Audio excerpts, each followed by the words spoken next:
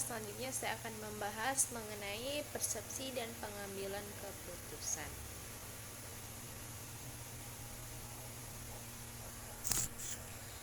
Persepsi merupakan sebuah proses individu untuk mengorganisasikan dan menginterpretasikan kesan sensoris untuk memberikan pengertian pada lingkungannya. Jadi persepsi itu hampir sama dengan pendapat. Jadi pendapat yang diungkapkan oleh seseorang terhadap orang lain dengan upaya agar orang lain tersebut bisa memahami apa yang dia inginkan. Kemudian, persepsi penting bagi perilaku organisasi karena perilaku orang-orang didasarkan pada persepsi mereka tentang apa realita yang ada, bukan mengenai realita itu sendiri.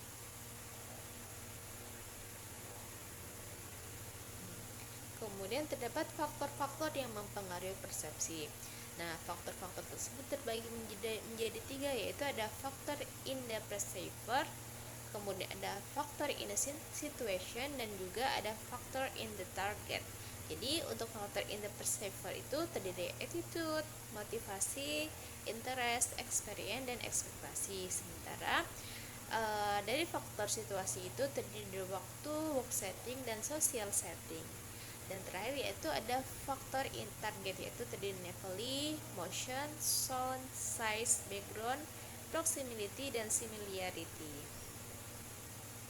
Nah, kemudian terdapat teori atribusi, yaitu di mana teori atribusi itu menentukan apakah perilaku individu itu disebabkan oleh penyebab eksternal ataupun internal dan bergantung pada tiga faktor, yakni kekhususan, konsensus, dan konsistensi.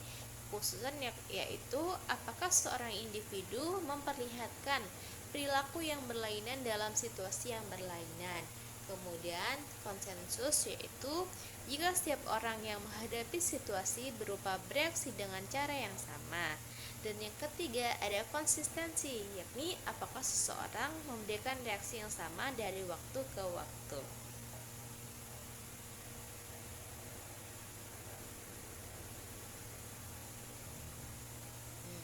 Jadi pada teori atribusi ini perilaku individu itu dibagi menjadi tiga faktor, yaitu ada yang memiliki secara kekhususan, konsensus, dan juga konsistensi.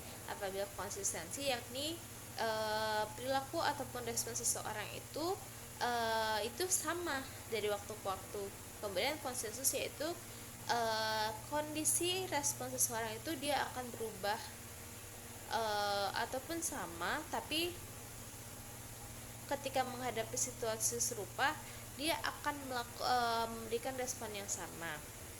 Nah, kemudian pada kekhususan yaitu setiap pada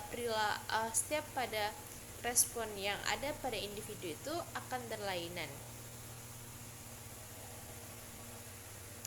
Kemudian terdapat kesalahan penilaian, kesalahan hubungan fundamental atau fundamental attribution error, yakni kecenderungan untuk merendahkan faktor-faktor pengaruh eksternal dan meninggikan faktor-faktor pengaruh internal.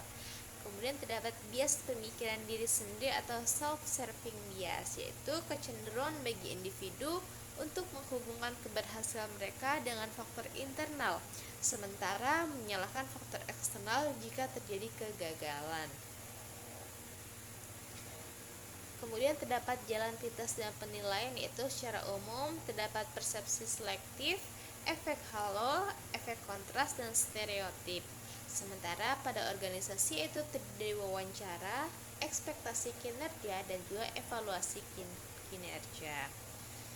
Kemudian persepsi dan pengambilan keputusan dibagi menjadi tiga, yaitu rational decision making, bounded rationality, dan juga intuisi.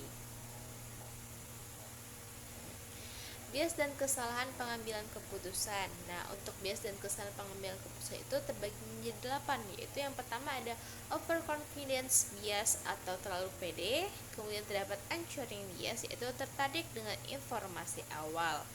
Kemudian selanjutnya yaitu ada confirmation bias, yaitu cenderung mencari informasi yang mendukung. Kemudian terdapat availability bias, yaitu menilai berdasarkan informasi yang sudah ada saja. Kemudian terdapat escalation of commitment, yaitu ngotot benar walaupun buktinya salah. Kemudian terdapat randomness error, itu tidak sengaja salah.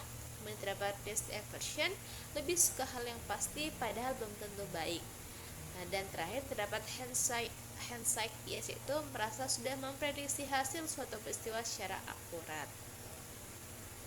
Nah, untuk menghindari dari kesalahan-kesalahan persepsi, yaitu kita harus fokus terhadap tujuan, kemudian mencari informasi yang bertentangan. Berarti kita harus mencari informasi lain yang dimana kita merasa bahwasanya apa yang kita katakan itu benar.